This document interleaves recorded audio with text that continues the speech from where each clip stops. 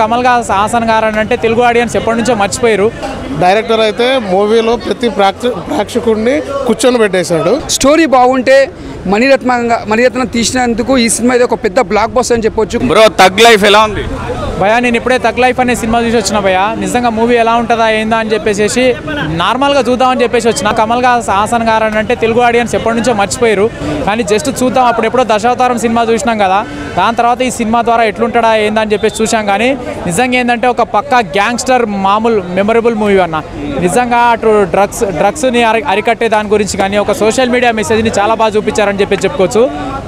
సింబు గారి యాక్టింగ్ మాత్రం నిజంగా ఎక్సలెంట్ భయ. మూవీలో సింబు గారిని చూపెట్టారు, కమల్ హాసన్ గారిని చూపెట్టారు. కానీ మార్క్ ఎలా ఉంది డైరెక్షన్? రత్నం గారి మార్క్ పరంగా చూసుకుంటే అప్పుడు ఏ రకంగా అయితే స్టోరీలను ఎంచుకొని తీసుకొస్తున్నారో, కాకపోతే స్టోరీలలో కాస్త మార్పులు చేర్పులు చేశారని చెప్పేసి చెప్పుకోవచ్చు. అది ఏంటంటే ఓల్డ్ కంటెంట్ స్టోరీ పరంగా కాదు, ఇంకా కొంచెం న్యూగా కొత్తదనంతో కొత్త కోణంలో తీసుకొని వచ్చారని చెప్పేసి చెప్పుకోవచ్చు. త్రిష గారి యాక్టింగ్ పర్ఫార్మెన్స్ కూడా బాగుందన్న. అది అప్పుడెప్పుడో వర్షం సినిమాలో అప్పుడు ఏది దాదాపు 10 years బ్యాక్ వచ్చిన తర్వాత 10 years బ్యాక్ తర్వాత వచ్చిన సినిమాలలో ఇప్పుడు ఎంట్రీ ఇచ్చారు వాళ్ళు.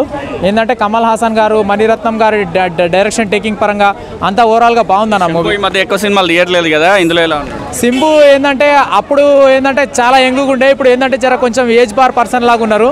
కానీ కమల్ హాసన్ సింబు గారి కంటే కొంచెం మోస్ట్ గ్లామర్గా డైనమిక్ రోల్లో కనిపించింది ఎవరనంటే కమల్ హాసన్ గారు అని చెప్పేసి చెప్తా అన్న. Nice movie. డైరెక్టర్ అయితే మూవీలో ప్రతి ప్రేక్షకుడిని కూర్చొని పెట్టేశాడు. సో అలాంటి మూవీస్ మళ్ళీ రావాలని మేము ఎక్స్పెక్ట్ చేస్తున్నాం. మెమరీస్ అనేది రిమైండ్ చేయడం అనేది గ్రేట్. బ్రో తగ్ లైఫ్ ఎలా ఉంది? తగ్ లైఫ్ సినిమా చాలా బాగుంది. చాలా రోజుల తర్వాత మనం కమల్ హాసన్ గారిని చూస్తున్నాం ఈ సినిమాలో ఒక డిఫరెంట్గా.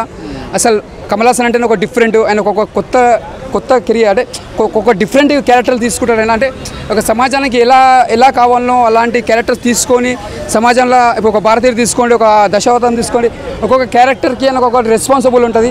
అలాంటి సినిమానే ఈ సినిమా, డిఫరెంట్ సినిమా.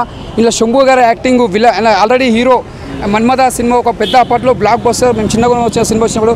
అలాంటి మన్మథ హీరో మన శంభు గారు ఇంట్లో విలన్ యాక్టింగ్ చేసిండు. అది కూడా కమల్ హాసన్ తోటి పోటీ పడి విలన్ యాక్టింగ్ చేసిండే మామూలు మాట కాదు.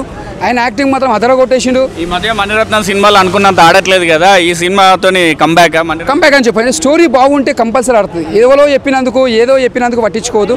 స్టోరీ బాగుంటే మణిరత్నం తీసినందుకు ఈ సినిమా ఇది ఒక పెద్ద బ్లాక్ బస్టర్ అని చెప్పొచ్చు. కథ కూడా అంత బాగుంది.